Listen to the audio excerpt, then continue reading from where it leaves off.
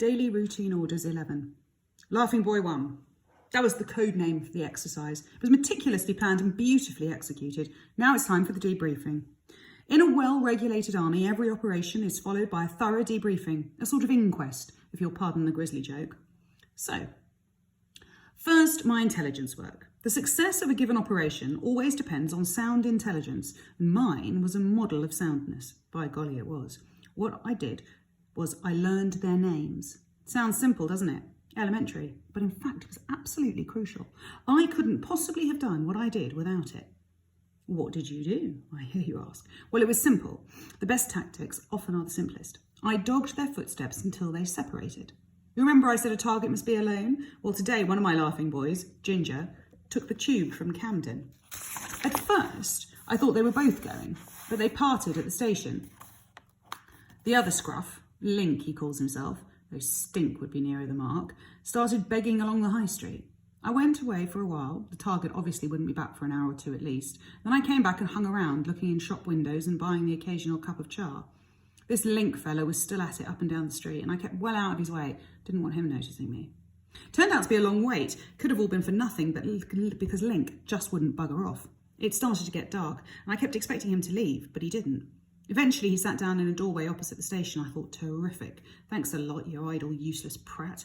It was obvious he was waiting for his mate. I nearly gave up, but it's a good job I didn't, because the pillock fell asleep. And not long after that, I spotted my target coming out of the station. It was time for the master plan. I'm wearing my woolly-headed do-gooder rig. I run across the road and grab him by the arm, looking anxious. Excuse me, I gabble. Are you Ginger by any chance? Who's asking, he says. He can see I'm in a state, but he's cagey just the same. I shake my head. Never mind, I tell him. You're Link's mate, aren't you? He frowns. What's this all about? Something wrong? I nod, pulling at his sleeve. It's Link, I gasp. An accident. He ran right out in front of me. I never had a chance. He gulps at me. You mean you knocked him down? Is he dead? It's his turn to grab my sleeve. Have you killed my mate, you bastard? No, I shake my head, pulling at him. Not dead, not when I left. Badly hurt, though. Asking for you. Where is he? Is he in the hospital or what? No, my place. He's at my place. It happened right outside. He's badly hurt and you've got him at your place. He stares at me wild-eyed. Why didn't you call an ambulance, you stupid git? He could be dying for all you know. You better take me to him. I was magnificent, though I say it myself.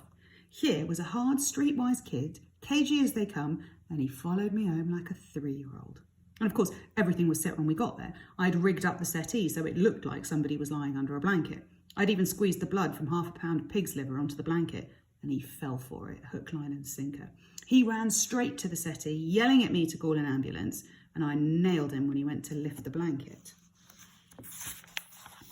That was Laughing Boy 1. Brilliant operation. But I didn't hang about congratulating myself. I tidied up a bit, and then it was time to launch Laughing Boy 2. I'd planned to use the same trick in reverse, but when I got to the high street, Link the Stink had gone. I mooched about a bit, but there was no sign of him.